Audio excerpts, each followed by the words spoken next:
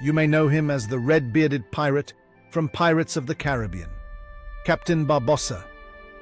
Ruthless, fearless, a man who ruled the seas and haunted the nightmares of his enemies. But did you know that character was inspired by a real man? A Muslim admiral, a legend of the Mediterranean, a name that made kings tremble and forced Europe to fortify its coasts for decades. So, who was the real Barbarossa? This is the story of Hayreddin Barbarossa, the man who didn't just sail the sea. He commanded it. And if you watch till the end, you'll discover how he led one of the greatest sea battles in history. Born Kiza, around 1478 on the island of Lesbos, he and his older brother Aruj grew up in a modest Muslim household. From an early age, the brothers were immersed in maritime life, surrounded by sailors, merchants, and the pulse of Mediterranean trade. They learned to read the wind, navigate the waves, and survive by the sea. But the sea soon became more than a livelihood. In 1492, the fall of Granada and the rise of the Spanish Inquisition brought stories of horror. Muslims burned alive, families exiled, entire towns silenced. Refugees fleeing across the water carried pain and fear in their eyes. Aruj and Kiza saw the writing on the waves. Trade could no longer protect their people. So they turned their ships into swords, becoming corsairs. They began with little, but turned desperation into strategy. They captured enemy ships during bold raids and turned them into war vessels. Support poured in from Muslim merchants and exiled families who offered gold, arms, and manpower. Soon, their ranks swelled with Andalusian refugees, Berber fighters, and hardened sailors, united by faith and fury. Not pirates, not thieves, but warriors of the sea. Their cause was not gold, but vengeance, justice, and the defense of Islam. Between 1504 and 1534, Aruj and Kiza led one of the largest Muslim rescue missions in history. They saved over 70,000 refugees from the fires of the Spanish Inquisition, Muslims, Jews, and Moriscos alike. The Moriscos called Aruj Baba Aruj, Father Aruj, for risking his life to bring them to safety. To them, he wasn't just a sailor. He was a deliverer, a guardian, a man who gave them a second life. In 1516, the people of Algiers, tired of Spanish control, turned to Baba Aruj. He answered with 18 ships and 800 fighters. He expelled the Spanish garrison and was declared ruler of Algiers. He expanded into Blida, Medea, and Tlemcen, uniting tribes and defending Islamic law.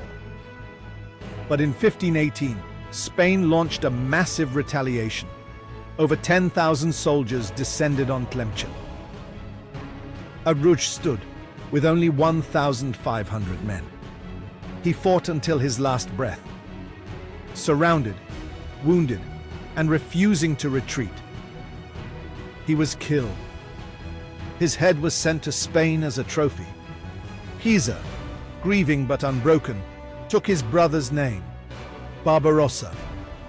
In 1519, he offered Algiers to the Ottoman Empire, recognizing the need for a greater ally. The Sultan agreed, naming him Beylerbey of the Maghreb, and later Capudan Pasha, Grand Admiral of the Ottoman Navy under Suleiman the Magnificent. He was given a new name, Hayreddin, the goodness of the faith. Now, he didn't just command a city. He commanded the might of an empire. Barbarossa turned the Ottoman Navy into the most feared force on the sea. He expanded shipyards in Istanbul, Gallipoli, and Algiers. He built over 120 fast, cannon-armed warships, designed to outmaneuver Europe's heavy galleons. He created mobile naval bases across the Mediterranean, from Crete to Rhodes, Algiers to Tunis.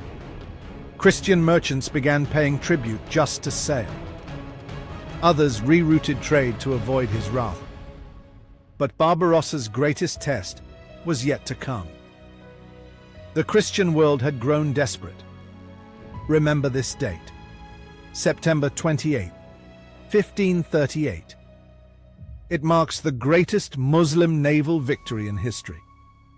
The Pope, enraged by Barbarossa's dominance, formed the Holy League, an alliance of Spain, Venice, Genoa, and the Papal States. They sent over 300 ships, led by the famed Admiral Andrea Doria. Barbarossa had just 122 galleys, but he had the wind, the coast, and the sea's deepest secrets.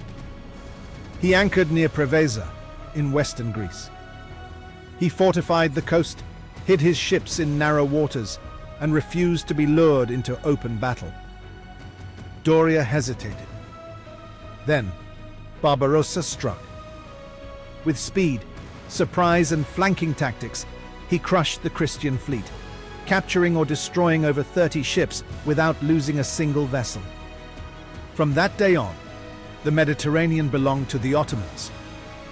Barbarossa controlled every major route, from the Straits of Gibraltar to the Aegean Sea. No Christian vessel dared sail without tribute or risk. Ports that once ignored Ottoman banners now lowered their flags in respect or fear. The sea had a new master, and his name was known in every corner of the coast. In 1543, France made an alliance with the Ottomans against the Habsburgs. Barbarossa's fleet docked at Toulon, helped besiege Nice, and fought side by side with French forces. A Muslim fleet, under Ottoman banners, defending a Christian kingdom. Barbarossa didn't just break alliances, he rewrote them. In his final years, Barbarossa returned to Istanbul. He trained admirals, shaped Ottoman naval power, and passed on the secrets of the sea. In 1546, he died peacefully at the age of 68. He was buried in Beşiktaş, facing the waters he once ruled. Even today, Turkish sailors visit his tomb before setting sail. To the Christian West, Barbarossa was a pirate, a savage of the seas. To the Muslim world, he was a hero. Even in fiction, his shadow lingers. Captain Barbossa, the iconic pirate from Pirates of the Caribbean, bears his name. Because some stories are too powerful to die. As one Andalusian poet wrote, "They took our land, but not our sea. The Redbeard returned, and gave us both." They called him Barbarossa, Redbeard, but the faithful remember him as Hayreddin, the goodness of the faith. If you enjoyed this journey through forgotten seas and rising empires, don't forget to like the video, subscribe to Voices from the Past, and click the bell so you never miss a story that shaped our world.